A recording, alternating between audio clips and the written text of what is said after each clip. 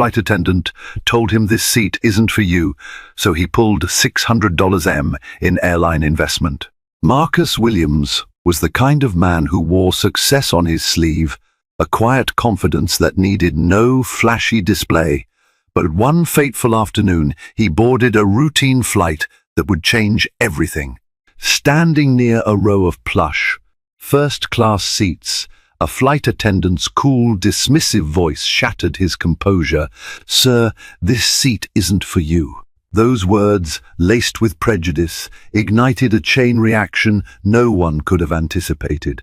Marcus, unbeknownst to the airline, had the power to shift financial tides. Little did they know, the man they tried to dismiss held the keys to a multi-million-dollar deal, and destiny was about to deliver a powerful reckoning. Marcus Williams prided himself on his ability to keep a low profile, despite his towering accomplishments. At 45, he was the product of a turbulent childhood, a brilliant education, and a keen eye for high-stakes investments. He'd started small, barely scraping through college by juggling part-time jobs and scholarship funds at Morehouse College in Atlanta. After graduation, he dabbled in the stock market, pulling inspiration from legendary investors like Warren Buffett. It was during those early years that he learned patience was the greatest virtue in any lucrative endeavor. By the time he reached his late 20s, Marcus was managing a modest portfolio for himself and a few close friends. But soon word spread about his uncanny knack for spotting undervalued assets, and one day a major corporate investor gave him a shot at proving his mettle with a moderate sum.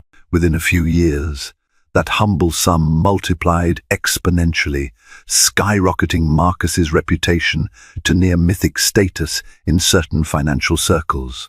He was discreet, eschewing fancy cars and flashy suits, content to live in a comfortable townhouse near Piedmont Park. You'd never guess he regularly consulted with Fortune 500 CEOs and that he had a direct line to some of the biggest deal makers on Wall Street. Marcus's true power lay not in the money alone, but in his vision. He had a unique ability to see the humanity behind the numbers. He understood how real people were affected by every balance sheet. That deep sense of empathy, combined with a laser-sharp mind for business, made him the kind of investor who didn't just chase profits, he built legacies. It was a late fall day when a longtime partner hinted that Delta Airlines might be in need of new capital for a venture that aimed to modernize their fleet. They were eyeing the next generation of Boeing 737s and 767s, hoping to replace their aging planes with more fuel-efficient, passenger-friendly models. Marcus was intrigued. He respected Delta's history and presence, especially given that the airline was headquartered in Atlanta, practically his backyard. After some due diligence, a scheduled meeting was set. The airline's top executives wanted to court him as a potential major investor. If all went well, Marcus would become a key stakeholder with influence on future expansions and consumer policies. Before the official meeting, though, Marcus planned a surprise observation. He decided to book a flight on Delta Airlines to see how their in-flight experience measured up in real time. He reasoned that actual flight attendants, passenger satisfaction, and staff attitude would give him crucial information numbers on spreadsheets could never convey. And so, with minimal fanfare, he purchased a first-class ticket from Hartsfield-Jackson Atlanta International Airport to Los Angeles International Airport, an ideal cross-country route for an in-depth look at service standards. Marcus arrived at the airport 2 hours before his flight. He sported a simple navy blazer over a crisp white shirt, with slacks that fit him well but weren't ostentatious. His only indulgence was a pair of high-end noise-cancelling headphones, an essential for a man constantly on the move. People in the terminal bustled about, some bleary-eyed from red eyes, others on business calls, and many traveling for vacation. Marcus slipped into the Delta Sky Club lounge, anticipating a calm environment to review some documents before boarding. No one recognized him, and why would they? He was just another passenger in a sea of travelers, exactly how he liked it. As boarding time approached, Marcus made his way to Gate 17, where a queue had already formed for first class and priority boarding. He scanned the faces of the gate agents. They seemed cordial, verifying tickets and greeting passengers. So far, it was a routine operation. He stepped forward when his zone was called, offering a polite smile as he handed over his boarding pass. The gate agent, a young woman with a bright scarf, waved him through with a practiced courtesy.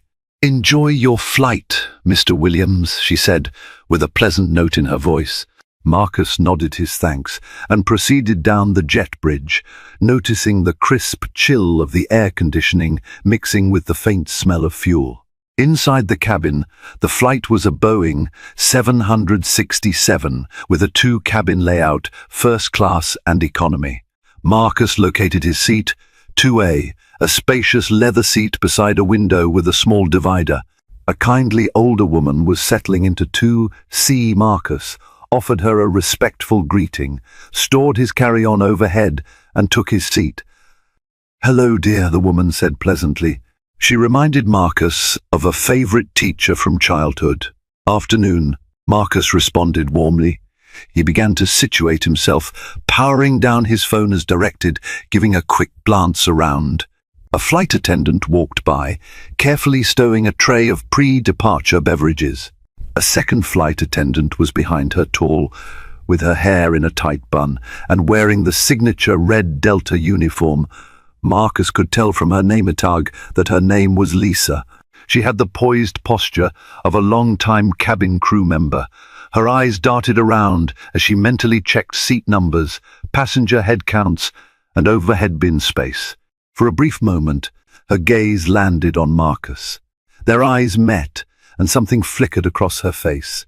Marcus couldn't pinpoint what it was, maybe surprise or confusion, but she quickly looked away, adjusting the collar of her uniform. He dismissed the moment. Perhaps she was just ensuring everyone was in the correct seat. He settled in and tried to relax, looking forward to reading a new business analysis article on his tablet once the flight reached cruising altitude. Moments later, just as Marcus was about to fasten his seatbelt, Lisa approached him. There was a certain stiffness in her posture. Her tone was neither friendly nor overtly hostile at first. It was, however, undeniably abrupt. "Excuse me, sir," she began, "this seat. Are you sure you're in the right seat?" Marcus was taken aback. He'd already scanned the cabin, confirming his seat's location, and of course he had the correct boarding pass. Nonetheless, he handed over his pass, still retaining his composure. "Seat 2A, yes. That's what's printed here." Lisa barely looked at the boarding pass. Instead, her eyes hovered on Marcus's face, as though suspecting some sort of trick. "Yes, but this seat is for first-class passengers only," she said, her voice low. Marcus's eyebrows knitted together. "I understand that," he replied. "I purchased a first-class ticket." He expected her to politely apologize for any confusion. That was typically the end of such a mix-up, an occasional slip by flight attendants who might see a new face in first class. But Lisa's expression hardened. She exhaled sharply and pressed her lips together, an air of condescension emanating from her posture. A hush seemed to descend in the immediate vicinity. "You purchased a first-class ticket," Lisa repeated, nearly incredulous. "Would you mind stepping into the aisle for a moment so we can sort this out?" The older woman in seat 2C looked alarmed, but kept her peace for the moment. Marcus, though perplexed, stood, unsure of how best to handle the situation. He followed Lisa a few steps away from the seat, still near the first-class galley. "Sir, it's possible your ticket was upgraded by mistake," she said stiffly. "These seats are for our premium passengers. I'll need to verify your credentials." There was more than mere official procedure in her tone. It carried an unmistakable edge that made Marcus's stomach churn. Marcus's mind briefly flashed with memories of times he'd been profiled, times assumptions had been made about him simply because of his skin color. He swallowed, forcing calm. "Here is my boarding pass again," he said carefully, handing it over. "It should confirm I purchased this ticket. Is there an issue with the system? I'm certain everything is in order." Lisa scanned the pass, and Marcus saw her eyes flit across the seat assignment. Then they moved to the name. She gave a tight-lipped smile that wasn't friendly at all. "We'll see about that," she said, pivoting to talk into the intercom attached to the wall of the galley. In the space of a minute, another flight attendant, this one wearing a darker-colored uniform indicating a supervisory role, joined them. She introduced herself as Diana, the lead flight attendant. Diana glanced from Lisa to Marcus, a shadow of concern passing across her face. "What seems to be the problem, Lisa?" Diana asked, her voice trying to remain professional. Lisa launched into an explanation. "This passenger claims to have purchased a first-class ticket, but something seems off. We're nearly full up front, and I don't see how he could have paid for 2A on such short notice." Marcus handed Diana the boarding pass. She studied it, typed some information into a small device, and frowned. "The system shows Mr. Williams is indeed booked in 2A. He's a Sky Miles Diamond Medallion member as well." Lisa's jaw clenched visibly. There was no contrition in her eyes, only a simmering frustration. "Well," she said through a forced smile, "I suppose that clarifies it." Marcus knew she wasn't about to apologize, and he suspected any apology she offered now would be hollow. Diana turned to him with genuine remorse. "I'm very sorry about the confusion, Mr. Williams. Please have a seat and enjoy the flight. If you need anything at all, don't hesitate to ask." Marcus nodded politely, returning to his seat. He was tempted to let the matter go. He understood that mistakes happen, but the entire exchange left a bitter taste in his mouth. He wondered whether a white passenger in a business suit would have gotten the same interrogation. With the flight preparing for takeoff, passengers settled in, and Marcus tried to put the incident behind him. He even managed a reassuring smile at the woman beside him, who offered a sympathetic look in return. Soon they were airborne, the seatbelt sign off, and flight attendants were busily preparing beverages and meals. Marcus lowered his tray table and tried to relax, opening a financial report on his tablet to distract himself. Time passed quietly for about an hour. Then Lisa reappeared, wheeling the drink cart. She served the older woman politely, offering a warm grin, but when she turned to Marcus, that polite veneer slipped back into something decidedly colder. "Anything for you?" she asked. There was no warmth in her eyes, no standard courtesy. If anything, it felt like she was forced to even speak to him. Marcus responded calmly, "Just a sparkling water, thanks." She poured the water into a plastic cup and held it out. Just as he reached to take it, she let go of the cup. The water spilled down the front of his shirt and blazer, splashing onto his tablet.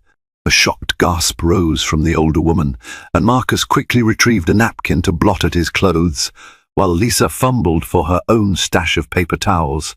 "Oh my gosh," Lisa exclaimed, her voice lacking genuine remorse. "I'm so sorry. It just slipped." Marcus fought to maintain composure. Accidents could happen, sure, but given the earlier tension, he struggled not to see a pattern.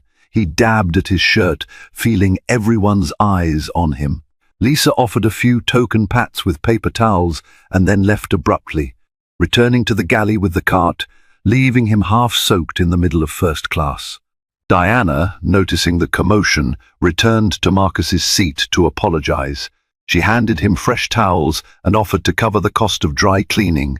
Marcus nodded in acceptance, but his patience was wearing thin. He could sense the older woman in 2C was outraged on his behalf, but she too seemed cautious about intervening openly. Marcus tried to push the incident aside and returned to reading. Another hour passed. Then came dinner time. First class was offered a selection of meals, and Marcus chose the grilled chicken with vegetables. The older woman selected a pasta dish. Lisa and another attendant, Kevin, emerged from the galley with trays. Kevin was calm, friendly, distributing dinner trays with a smile and genuine conversation. When he got to Marcus, he placed the tray carefully on his tray table. "Please let me know if you need anything else, Mr. Williams," Kevin said kindly. Marcus smiled, grateful for at least one amicable presence among the cabin crew. Just as Kevin moved on, Lisa approached from behind. "You might want to be careful with that meal, sir," she said, her voice laced with an unusual caution. "It can be messy, and we wouldn't want you staining the seat." Marcus stared at her for a long moment. The subtle, coded message was unmistakable. She was implying, yet again, that he somehow didn't belong here, that he was being careless or out of place.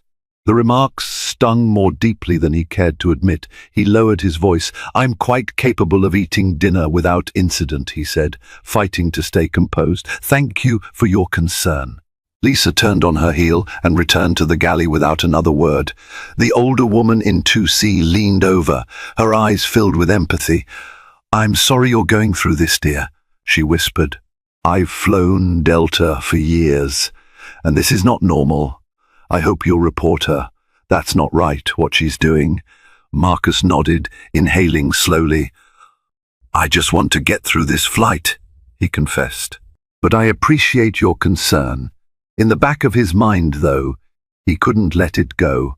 He'd paid for a first-class seat money that, as Lisa might never know, barely scratched the surface of his net worth. But beyond the money was the principle. Marcus had fought for success in a world that often didn't expect it from someone who looked like him. He believed in changing perceptions through silent example. And yet, here was a stark reminder that some biases ran so deep they emerged in the very spaces meant for the elite tier of travelers. Halfway through the flight, the cabin lights were dimmed so passengers could rest. Marcus put on his headphones and tried to lose himself in a documentary, but he found it hard to focus. Lisa's repeated microaggressions rattled around in his mind. Finally, he resolved that after landing, he would contact Delta's management and mention the encounter. He figured it would be a note in his observations before his upcoming meeting with their executives. But events took a startling turn. About an hour before they were scheduled to land in LA, Lisa announced over the PA that there would be turbulence and service would be paused. Everyone was asked to remain seated and buckle up. Sure enough, the flight encountered a patch of rough air. The aircraft jostled, and overhead bins rattled.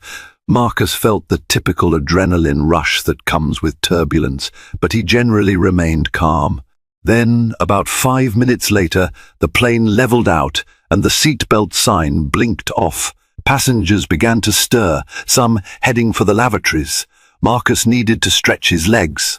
He unbuckled and stood in the aisle, waiting to see if there were any sign the seatbelt requirement might come back on. Lisa, who was in the galley, spotted him and immediately marched forward, her face a thundercloud of disapproval. "Sir, you need to sit down," she started. Marcus pointed to the overhead sign, which was off. "It appears the sign is off," he said diplomatically.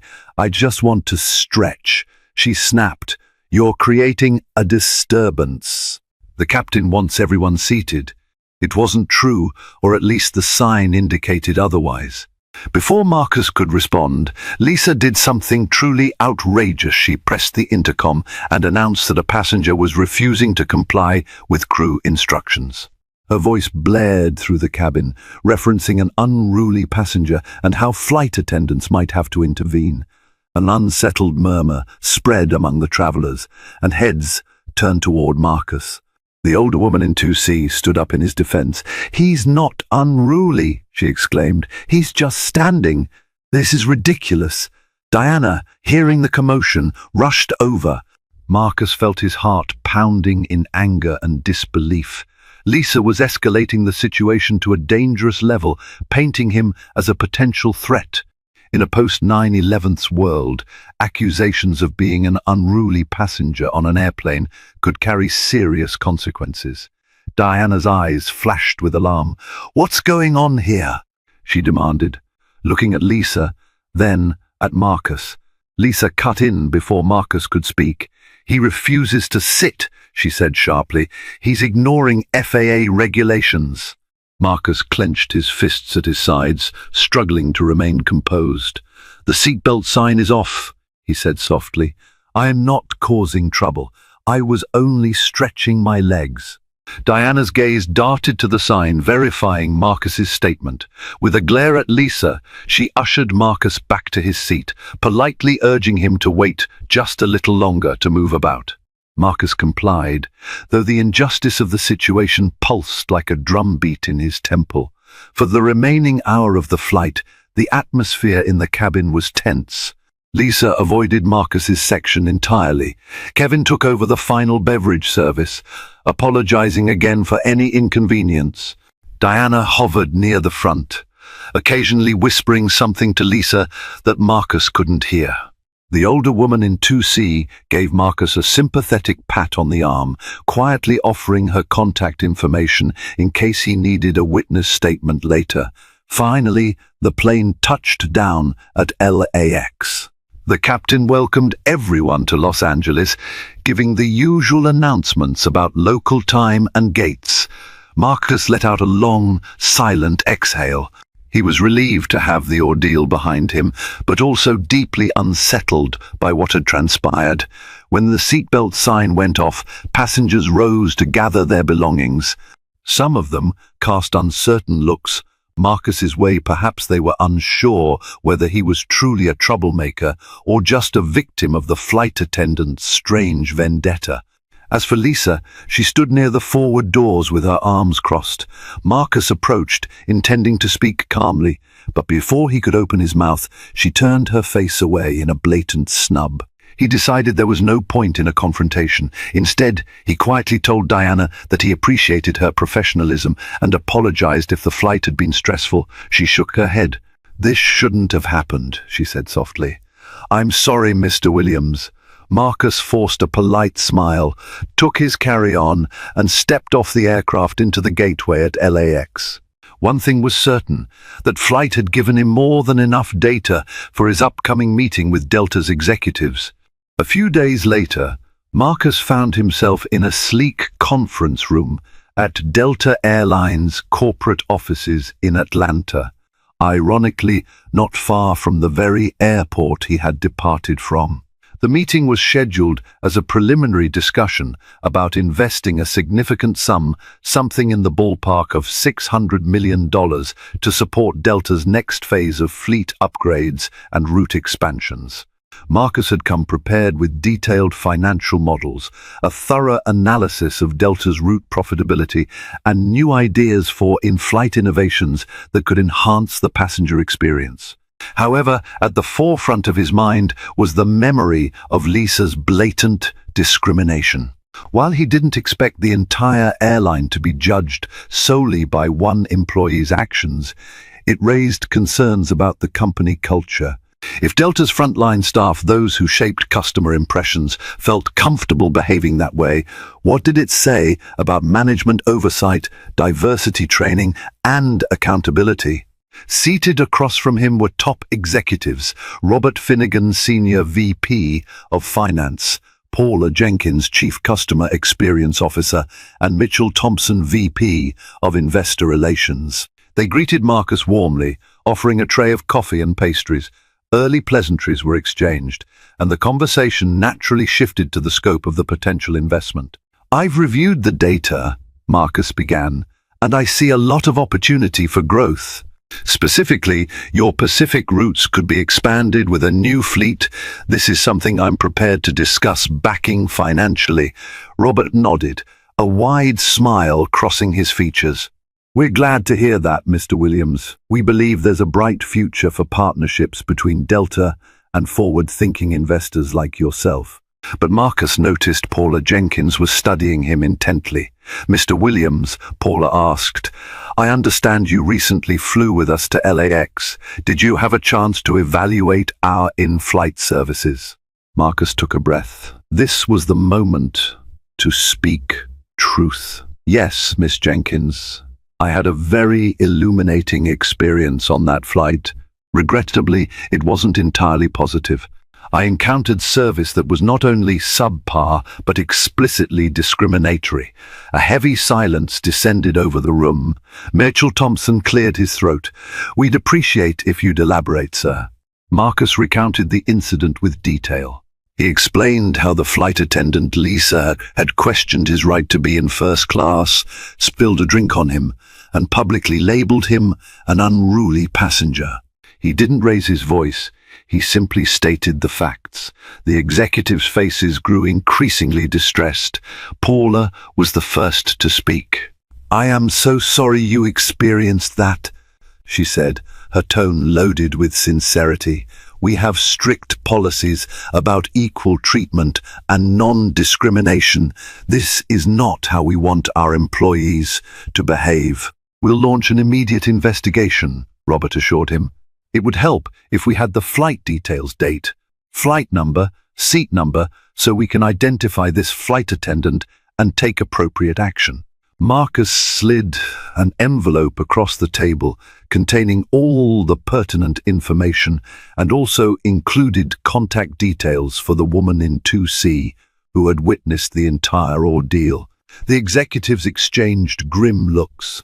"We value all our customers, but especially our Diamond Medallion members," Paula continued, "and we will make this right.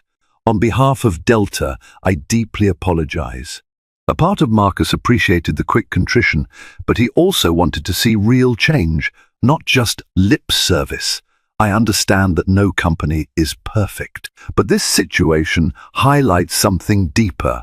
If this can happen so brazenly, it makes me question how invested you all are in training and accountability. My potential investment isn't just about purchasing new planes, it's about fostering a brand identity that truly welcomes all passengers. If I'm putting hundreds of millions into Delta, I need to know you're committed to a culture that matches your outward messaging." Paula spoke earnestly. "We absolutely are, and we're prepared to show you just how serious we are. Customer experience is my department. We regularly conduct diversity and sensitivity training, but it sounds like we need to reevaluate how effective it's been. I'd be grateful for any input you have on how to strengthen our policies and ensure enforcement." For the next 2 hours, the meeting continued. They discussed the financial structure of the potential deal, hammered out a timeline, and also brainstormed ways to improve training for flight attendants. Marcus floated the idea of making training modules more interactive, possibly including real testimonials from customers who experienced discrimination to drive home the gravity of the matter. The executives seemed receptive, promising to follow up with official proposals. Despite the tension, the meeting ended on a respectful, if sobering, note. Marcus left the corporate tower with a swirl of emotions. Could a multi-billion-dollar company truly change its culture at the behest of one investor, even a major one? He decided to give them time to follow through on their promises, but a seed of doubt remained. He wouldn't finalize anything until he saw tangible steps taken and until he received assurances that Lisa would be appropriately disciplined. Lisa's fate didn't matter to him personally on a vengeful level, but the principle was crucial. If they turned a blind eye to such blatant behavior, how could he trust them with his money? Back in his Atlanta townhouse, Marcus sat at his piano, a place where he often cleared his mind. Music was a comfort he'd discovered as a child, a way to cope with the rigors of life. As he tapped out a melancholic melody, his phone buzzed. It was his younger sister, Vanessa, calling from Houston. "How was the trip, big brother?" she asked, excitement in her voice. She knew about the potential investment with Delta. She had teased him about possibly getting first-class seats for family gatherings in the future. Marcus sighed, launching into the story of the encounter with Lisa. Vanessa was outraged. "You need to call them out publicly," she fumed. "This has to stop. Imagine how many other people have dealt with this kind of treatment and didn't have your resources or platform." Vanessa's words echoed a sentiment that had been nagging at him. It was a painful reality that plenty of black travelers might be treated poorly in first class, questioned or scrutinized when they seemingly didn't fit. Marcus had enough influence to demand accountability. Many did not. But was he ready to go public? That might jeopardize the delicate negotiations. Instead, Marcus told Vanessa, "I'm going to see how Delta handles it. The execs say they'll investigate and discipline her. They promised to revamp training. If they follow through, maybe that sets an example that trickles down." Vanessa exhaled. "I hope you're right. If they don't, I'll be the first to blast them on social media." They shared a small laugh, but the moment was tinged with frustration. Marcus changed the subject to lighter family news. They chatted about a cousin's wedding, a nephew's recent soccer trophy, and parted with warm goodbyes. But once the call ended, the conversation weighed on Marcus's mind. Perhaps a little publicity was exactly what was needed to keep the airline honest. He decided to call up a close friend who worked in public relations for a major firm in Atlanta. Without naming Delta directly at first, he asked how companies usually respond when faced with allegations of racism or discriminatory behavior. The friend said that a big brand like Delta was likely to handle it seriously, at least from a PR standpoint, because they couldn't afford the negative publicity. She advised him to document everything, which Marcus had already done. 2 weeks passed, and during that time, Marcus received multiple calls from Paula Jenkins and Mitchell Thompson. They assured him that the flight attendant in question had been placed on administrative leave pending investigation, and they were internally auditing their training methods. They expressed how highly they valued Marcus's perspective and wanted him to remain committed to the investment. Meanwhile, Marcus's lawyers were busy reviewing the legal framework for the deal, ensuring the terms protected him if Delta failed to address the issue. Then came a twist. Paula reached out with a direct invitation. "We'd like to formally invite you to test our improvements. We have a cross-country flight to Seattle that's departing in 2 days, a route we're considering expanding. We'd love for you to fly first class as our guest, no charge, and see if you notice any differences in how staff operates. Think of it as a second chance for us to make things right." Marcus hesitated. The idea of stepping back onto a Delta plane so soon after that fiasco didn't thrill him, but he recognized an opportunity. He could see for himself if the changes were more than lip service. "I'll take you up on that," he said eventually. "But I want to fly incognito. No special notes in the system about me as a VIP or anything like that." Paula agreed, promising that aside from her knowledge, no one on that flight would be told about his status or potential investment. Marcus gave the flight details to his personal assistant, who arranged the journey. As the day neared, he steeled himself for whatever outcome might come his way. On the morning of the flight, he arrived at Hartsfield-Jackson discreetly. No private lounge, no extra frills. He had a straightforward first-class ticket to Seattle. He wore a simple grey suit jacket over black slacks, hoping to blend in with the typical business crowd. He settled into seat 3B, which ironically wasn't far from where he'd sat on the previous ill-fated flight. As he waited, a flight attendant named Carla approached.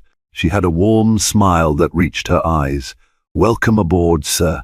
Can I get you anything before takeoff? Water, orange juice, or perhaps some champagne?" Marcus was slightly guarded, but he mirrored her friendly tone. "A glass of water would be lovely, thank you."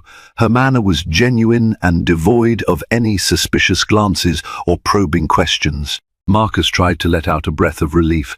For the most part, the rest of the cabin crew was equally polite, addressing him by name only after scanning his boarding pass. No drama ensued.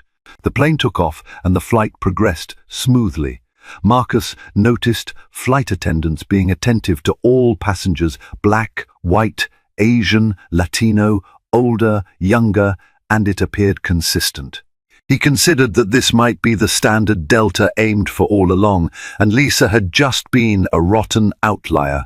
Still, one flight alone wouldn't prove the entire corporate culture had improved. But it was a step in the right direction. Upon landing in Seattle, Carla thanked him for flying with Delta. He disembarked without incident. A small sense of hope began to bud in Marcus's chest. Maybe the airline was serious about rectifying the problem. A day after Marcus's flight, Paula Jenkins arranged a video conference with him. She looked relieved. "I trust your flight went more smoothly this time, Mr. Williams. We've received the official findings regarding the previous incident, and we wanted to update you." Marcus was all ears. Paula explained that their internal investigation, combined with statements from passengers and flight staff, concluded that Lisa had acted with prejudice and violated Delta's code of conduct multiple times. "We took into account her entire track record with the airline," Paula said, "and there were previous complaints of rudeness, though none officially citing racial bias.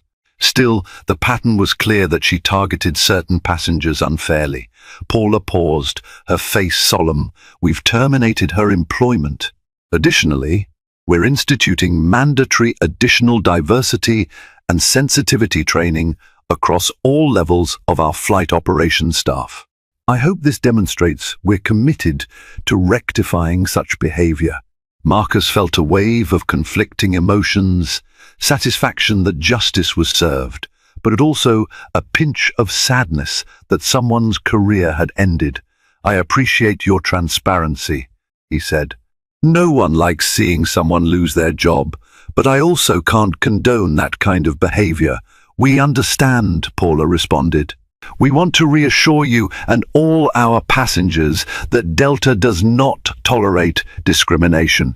We hope this addresses your concerns and that you'll proceed with confidence in the investment." "We value your partnership," Marcus nodded. "I'll be in touch with my legal team. If everything aligns with these new measures, we can move forward." In the days that followed Lisa's termination, the corridors of Delta Airlines corporate headquarters buzzed with an undercurrent of anticipation. Executives whispered about the big deal on the horizon. Everyone knew Marcus Williams was poised to inject an enormous investment into the company, one that could either catapult Delta's long-term growth or spark a wave of internal changes far beyond mere financials. Marcus himself approached the negotiations with cautious optimism. He hadn't come this far scouting the airline's operations, meeting with executives, and enduring a highly publicized ordeal only to settle for a hollow agreement. What he needed was confirmation that Delta was ready to evolve. The question was, could a few powerful signatures on a multi-million-dollar contract truly spark that evolution? Before any ink touched paper, there were weeks of back-and-forth phone calls, video conferences, and private consultations. Marcus's legal team pored over reams of documents related to Delta's financial health, existing contracts, pension obligations, route profitability, and corporate culture initiatives. On Delta's end, Mitchell Thompson, VP of Investor Relations, and Paula Jenkins, Chief Customer Experience Officer, took the lead, ensuring each line in the contract addressed Marcus's expectations as well as Delta's bottom line. Robert Finnegan, Senior VP of Finance, was responsible for hammering out the numbers in a way that satisfied the board of directors, who had to sign off on every detail. Throughout these discussions, Marcus made one thing abundantly clear. This wasn't just about money. Yes, $600 million would enter Delta's coffers funds, earmarked to modernize the fleet, expand routes, and improve operational efficiency. But Marcus wanted assurances that his influence would extend to shaping Delta's brand identity and passenger experience, a prerogative that most investors seldom request. He insisted on a formal seat on a newly established advisory board that would oversee two critical areas: passenger experience and corporate social responsibility. For Delta, creating such a role was an unconventional move. Typically, large sums of capital from major investors might secure a position on the board of directors or an observer role in strategic discussions, but rarely did it reach into the day-to-day realm of employee training and passenger engagement. Nonetheless, the airline realized that accommodating Marcus was not only a gesture of goodwill, it also signaled to the public that Delta was serious about stamping out discrimination and modernizing its approach to customer care. Still, not everyone at Delta was thrilled.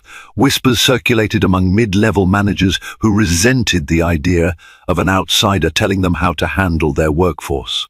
A small faction on the board believed the company had already done enough by terminating Lisa and instituting incremental training revisions.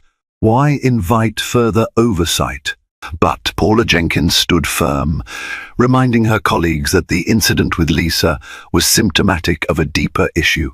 "Marcus represents more than capital," she said passionately in a closed-door meeting. "He's a symbol of accountability that we need if we're to maintain our credibility in the global market." As the contract neared completion, tensions ran high. Delta's top brass worried about the possibility that Marcus might walk away if the terms weren't precisely to his liking, an outcome that would risk both losing a massive investment and fueling negative press. For his part, Marcus remained calm yet unyielding. He engaged in thorough conversations with his personal advisors, weighing the benefits of forging a partnership against the risk of Delta reverting to old habits once the initial flurry of publicity died down. Eventually, a compromise emerged. The $600 million would be delivered in structured tranches over a set period. This approach ensured that Delta kept making progress on the new diversity and training initiatives. If they failed to meet agreed-upon benchmarks, certain portions of the funding could be withheld. Moreover, a formal advisory board, jointly chaired by Paula Jenkins and Marcus, would meet quarterly to review policies, provide oversight on passenger experience issues, and discuss any reported instances of bias or discrimination. This board would also monitor broader social responsibility efforts, such as carbon footprint reduction and charitable outreach to underrepresented communities.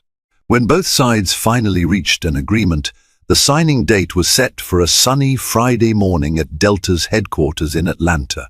Marcus arrived wearing a tailored charcoal suit, his expression composed yet reflective of the gravity of the moment.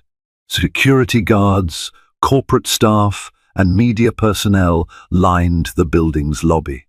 Paula, Robert, and Mitchell personally escorted Marcus and his legal team to a large conference room where fresh coffee, pastries, and an impressive view of the Atlanta skyline greeted them.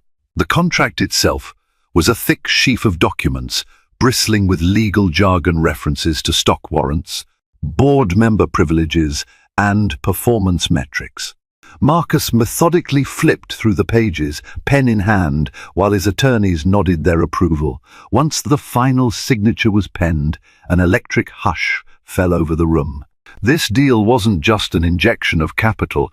It was a covenant to ensure Delta's brand would operate by the principles of respect, equity, and customer satisfaction.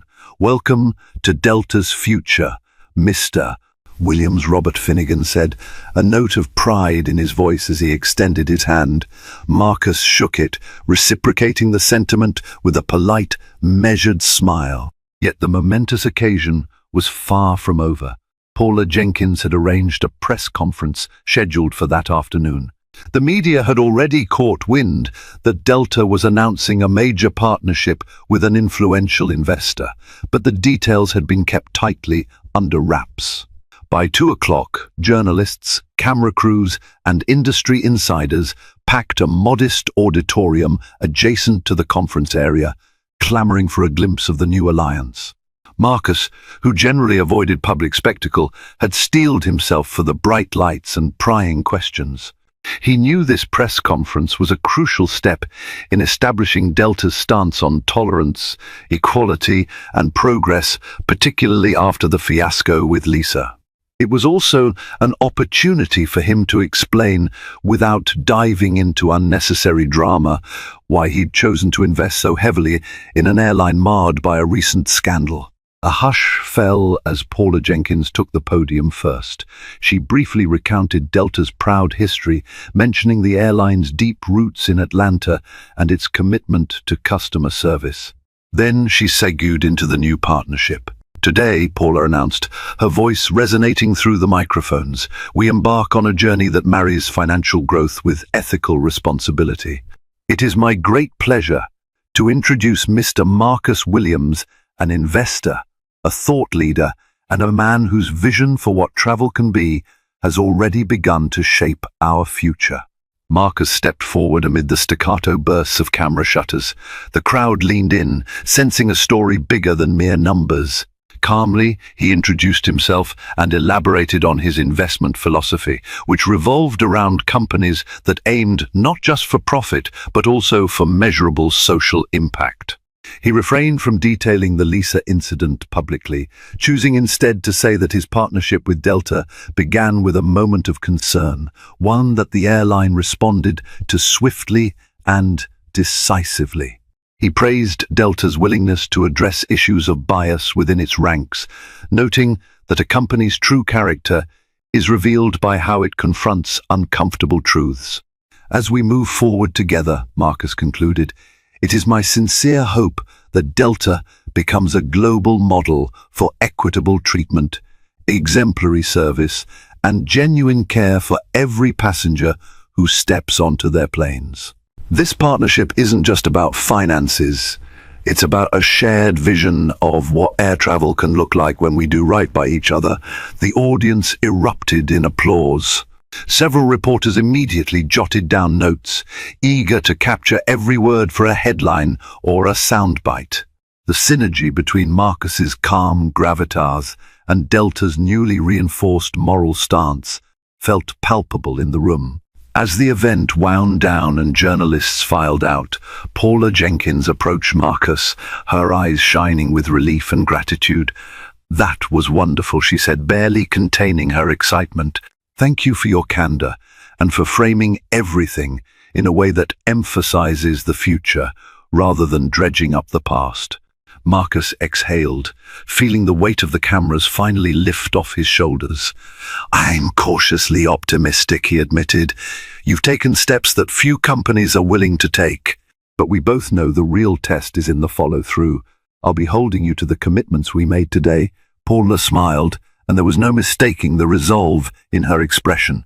I expect nothing less, she said softly, acknowledging the gravity of the promise they had just made to the world. At that moment, neither Marcus nor Paula could fully fathom how deeply this partnership would shape Delta's future and possibly the wider aviation industry. But for the moment, they stood together under the glare of stage lights, representing two halves of a newfound alliance, a storied airline seeking redemption and expansion, and a visionary investor determined to ensure that those in power would wield it justly. 2 months later, Marcus's influence on Delta was already noticeable in subtle ways. Revised training manuals, new role-play scenarios for flight attendants, dealing with diverse passenger situations, and thorough instructions on how to handle seating inquiries without prejudice. And while Delta didn't publicize Lisa's termination widely, word spread among employees that the company had dismissed a senior flight attendant over discriminatory behavior. Morale among staff who valued fairness went up, while those harboring biases grew wary of crossing the line. But the story of Lisa's downfall didn't end with her firing. She attempted to file a wrongful termination lawsuit against Delta, claiming she was targeted unfairly and that Marcus, an influential man with deep pockets, orchestrated her firing. The court, however, demanded evidence.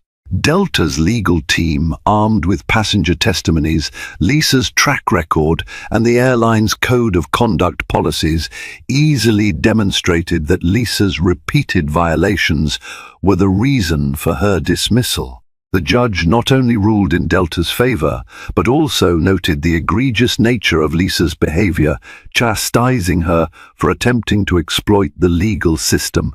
In a final twist of fate, Lisa was saddled with legal fees she could ill afford. Her credibility in the aviation industry was tarnished. No reputable airline would hire someone with such a public record of discriminatory allegations. She found herself working at a small regional charter service, far removed from the first-class cabins she once presided over. Meanwhile, Marcus's life proceeded with quiet satisfaction. He hadn't sought retribution for retribution's sake, rather. He'd insisted on accountability that was swiftly and efficiently delivered. Through that process, Lisa reaped the consequences of her own actions. In the weeks immediately following Lisa's termination, Marcus found himself reflecting often on the twists of fate that had led him there. What began as a spontaneous flight to assess Delta's service ended in a defining moment, one that reshaped not only the airline's culture but also his own perspective on wielding influence. With the ink barely dry on the investment contracts, he felt both pride and a hint of responsibility. By stepping into a leadership role on Delta's newly formed advisory board, he'd inherited the trust of countless passengers who, like him, believed in a fair and equitable flying experience. Yet life did not slow down. While juggling new advisory meetings with Delta, Marcus continued to oversee a multitude of other investments. His phone buzzed daily with proposals from startups, philanthropic organizations, and occasionally strangers who'd heard the rumor of how he transformed a bitter encounter into a sweeping corporate change. Indeed, rumor often edged close to myth. Some told the story of how the mysterious passenger in first class brought a global airline to its knees, demanding contrition. Though the hype was exaggerated, Delta had hardly been brought to its knees. Marcus recognized that the story carried symbolic weight. In his private moments, he processed what that weight meant. He remembered his days at Morehouse College, scraping together scholarship money and part-time income to stay afloat. He thought of the mentors who encouraged him not only to succeed, but to do so without abandoning compassion. Now he saw a chance to pay that mentorship forward. True to his word, he expanded his philanthropic endeavors, establishing a foundation that offered scholarships for Black youth interested in pursuing careers in aviation or hospitality management. The rationale was simple. The best way to ensure real change in the industry was to bring more diverse voices into the cockpit, the control tower, and the executive suite. Through the Marcus Williams Foundation, he partnered with historically Black colleges and universities, HBCUs, offering internships that gave students a first-hand look at both sides of the aviation world, the day-to-day grind of airline operations, and the high-level strategies that shaped passenger experience. More than one Delta executive stepped up to help coordinate behind-the-scenes tours, seminars, and mentorship opportunities. Indeed, Paula Jenkins herself volunteered to speak at foundation events, sharing her own vision for a discrimination-free travel experience. Marcus's influence on Delta's advisory board also grew. In closed-door sessions, he wasn't shy about stressing the importance of transparency. He encouraged the company to compile regular reports on how many bias-related incidents were being reported, how they were resolved, and how quickly. Sunlight is the best disinfectant, he would say, echoing a proverb he'd embraced in business. If staff members realized that each complaint would be carefully tracked, measured, and addressed, they might think twice before dismissing or ignoring it. Simultaneously, Marcus made it a point to fly Delta often unannounced, in different classes to see how improvements were faring at ground level. He'd board a plane to New York in main cabin economy or jet to Dallas in Comfort Plus. Occasionally, he'd slip into first class for longer routes. Each journey was a chance to observe the changing airline culture. He took mental notes on how staff greeted passengers, how they handled disputes, and whether any faint echo of Lisa's treatment lingered. More often than not, he was pleasantly surprised. Flight attendants engaged warmly, addressed him politely, and extended the same courtesy to travelers of all backgrounds. When he sensed tension in the cabin, an argument over overhead bins, or a toddler crying inconsolably, Marcus paid close attention. He wanted to see if the staff approached these difficulties with patience or if frustration took hold. Such details mattered. Small moments, after all, were the seeds of bigger change. Word of Lisa's dismissal still circulated in hushed tones among Delta employees. Some sympathized with her, believing she must have been under intense personal stress. But most who heard the full story found themselves staunchly on the side of accountability. No one wanted to encourage a culture that tolerated prejudice. Lisa's lawsuit had backfired, leaving her with limited career options and a sullied reputation in the aviation community. Where once she'd enjoyed the prestige of a senior flight attendant role, she now scrambled for freelance gigs and local charter flights that offered neither the pay nor the respect she'd grown accustomed to. For Marcus, there was no personal vendetta, only the firm belief that people should face consequences when they so clearly violate someone else's dignity. He quietly hoped Lisa would learn from her downfall. If she ever sought redemption and a change of heart, maybe one day she'd find a way to contribute positively in some corner of the travel industry. But that, he knew, was out of his hands. As for Delta, the airline made good on its promise to reshape internal culture. Besides updating training manuals, they included more real-life scenarios in new hire orientations. Some modules specifically covered unconscious bias, role-playing exercises on handling delicate passenger interactions, and group discussions about how to recognize and address discrimination. Marcus even recorded a video statement, made available to staff, explaining why an inclusive approach to service was vital not just for the airline's bottom line, but for every person who stepped onto a Delta plane. Looking back, Marcus still felt a tremor of indignation whenever he recalled Lisa's words, "This seat isn't for you." But that memory also served as a potent reminder of how quickly fortunes could change when unchecked biases met unyielding resolve. The seat itself became a metaphor for the business deals he influenced, the philanthropic goals he pursued, and the principle that everyone deserves a rightful place at the table. It was never truly about forcing out one malicious flight attendant.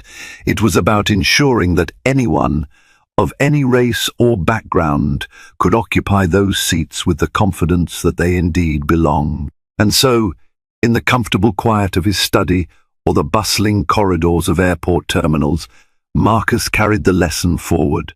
He remained a champion of equity, never abandoning the humility that had guided him from his Morehouse days to the apex of high-stakes investment. Though life would undoubtedly present more challenges, he took solace in knowing that, at least on Delta flights, a passenger's worth would no longer hinge on preconceived notions of who deserved to fly among the clouds. Thank you for following this gripping journey of resilience and redemption.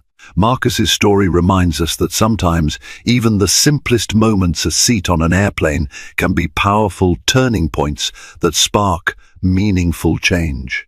It shows how empathy, accountability, and quiet determination can transform unjust situations into catalysts for reform, proving that hard work and strong principles can overcome ignorance and prejudice. If you found inspiration in Marcus's story and want to see more real-life tales of triumph over discrimination and adversity, please do 3 simple things. Like this video, share it with your friends or family who might be inspired, and subscribe to our channel for more impactful stories. Your support keeps these messages of empowerment and progress alive. Until next time, stay hopeful, stay strong, and remember that every seat belongs to those who claim it with dignity and purpose.